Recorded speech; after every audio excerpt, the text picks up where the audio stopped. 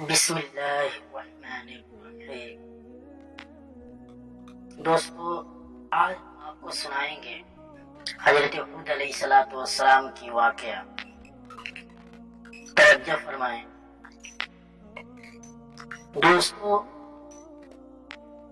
حضرت ہود علیہ السلام کا ذکر قرآن شریف میں بار بار آتا ہے، اور سورہ اعراف میں بھی، سورہ ہود اور سورہ حشر وغیرہ میں اس کی تفصیل موجود ہے۔ دوستو، حضرت نوح علیہ السلام کی اولاد مدتوں تک دنیا میں بسی اور آہستہ آہستہ پھر خدا تعالیٰ کو بھول گئی۔ شیطان نے پھر ان کو بہکا کر بتوں کی پوجا پر لگا دیا۔ خدا تعالیٰ جو اپنے بندوں پر بڑا رحم کرنے والا ہے، اس نے پھر حضرت ہود علیہ السلام کو اپنا پیغمبر بنا کر ان لوگوں کے پاس بھیجا، اور انہوں نے اپنی قوم سے جو عاد کہلاتی تھی کہا کہ تم خدا ہی کی عبادت کرو، اس کے سوا تمہارا کوئی معبود نہیں۔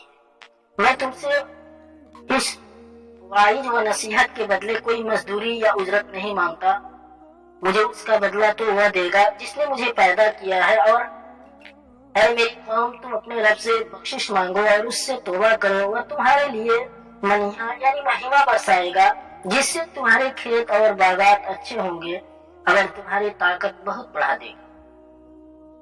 وہ بولے کہ اے ہود، ہم تمہارے کہنے سے اپنے بتوں کو نہیں چھوڑ سکتے، تم کوئی نشانی دکھاؤ، ہم تو یہ سمجھتے ہیں کہ ہمارے بتوں میں سے کسی نے تم پر آسیب کر دیا اور تم دیوانے ہو گئے ہو۔ حضرت ہود علیہ السلام نے کہا کہ تم سب مل کر میرے لیے جو تدبیریں کرنی چاہو کرو، اور مجھے مہلت بھی نہ دو۔ میں خدا پر بھروسہ رکھتا ہوں جو میرا اور تمہارا پروردگار ہے۔ میرے ہاتھیں جو ہے، اللہ تعالیٰ نے تمہیں جو پیغام بھیجا تھا وہ میں نے تمہیں پہنچا دیا۔ اگر تم میرا کہنا نہ مانو گے تو اللہ پاک تمہاری جگہ اور لوگوں کو بسا دے گا۔ اگر تم خداوند تعالیٰ کا کچھ نقصان نہیں کر سکتے۔ اس پر ان کی قوم نے کہا کہ روز تو ہمیں خدا کے عذاب سے ڈراتا ہے، جا اپنے خدا سے کہہ کر ہم پر عذاب نازل کر دیں، اور اس میں ہرگز دیر نہ کرے۔ حضرت ہود علیہ السلام جو ایمان لائے تھے وہ غریب اور کمزور تھے، اور جو کافر تھے وہ مالدار اور سردار تھے۔ ان سب نے حضرت ہود علیہ السلام کا مذاق بہت اڑایا کرتے تھے۔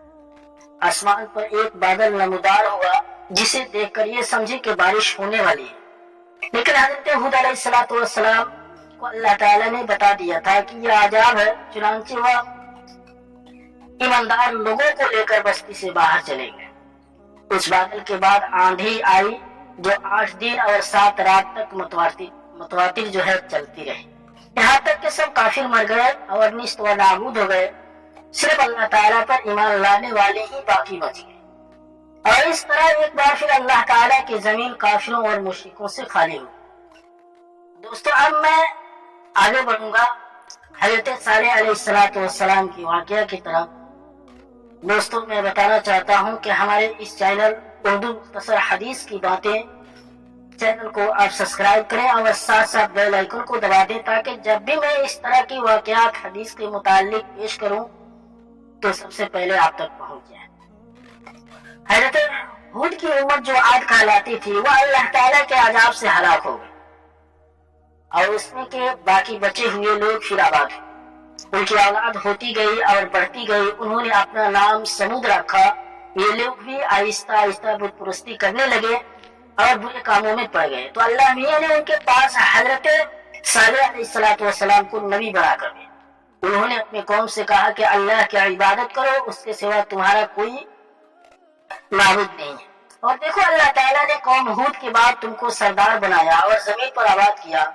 تم زمین میں بڑے بڑے محل بناتے ہو اور پہاڑوں کو کاٹ کاٹ کر اس پر بھی گھر تراشتے ہو۔ تم اللہ کی نعمتوں کا شکر ادا کرو اور زمین میں فساد مت پھیلا۔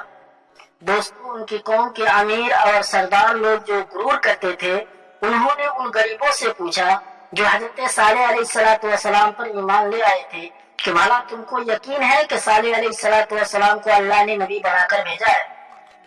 ان غریب ایمان والوں نے کہا کہ ہاں، ہم کو یقین ہے کہ حضرت صالح علیہ السلام کو اللہ تعالیٰ نے نبی بنا کر بھیجا۔ اس پر مغرور امیر کہنے لگے کہ اچھا، تم ایمان لاؤ، ہم تو ایمان نہیں لاتے۔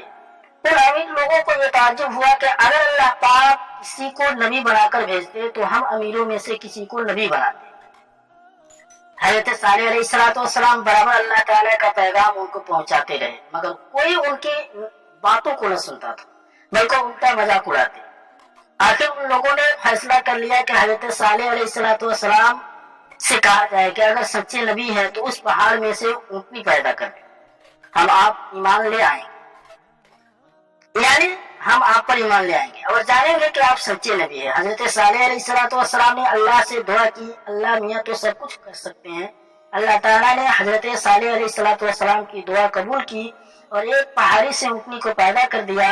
लेकिन उनकी कौम ये सच्चाई दिखाने के बाद फिर भी ईमान न लाए। ये अल्लाह की ऊँटनी ऐसी थी कि जिस चश्मे पर जाकर पानी पीती थी सब पानी खत्म कर देती थी। अब तो उनकी कौम के लोग और भी परेशान हो गए। हजरत सालेह अलैहिस्सलाम ने अपने कौम से कहा कि देखो, उस ऊँटनी के लिए बारी मुकर्रर कर लो, एक रोज तुम्हारे जानवर चश्मे से पानी पिए और एक रोज ये ऊँटनी पिए, लेकिन देखो उसको बुरी नीयत से हाथ न लगाना, यानी उसको तकलीफ न पहुंचाना, वरना तुम्हारे हक में अच्छा न हो। दोस्तों और बुजुर्गों, कुछ रोज तक वो ऊँटनी को हैरत से देखते रहे। आखिर उनकी कौम के चंद लोगों ने मशवरा करके ऊँटनी को मारा।